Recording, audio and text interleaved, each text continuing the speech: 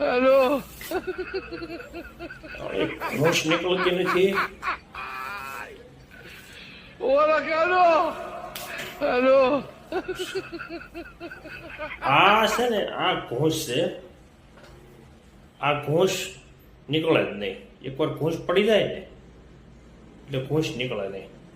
એટલે ખાસ કરીને આ ઘોષનું ધ્યાન રાખવું જોઈએ. આ દેશમાં,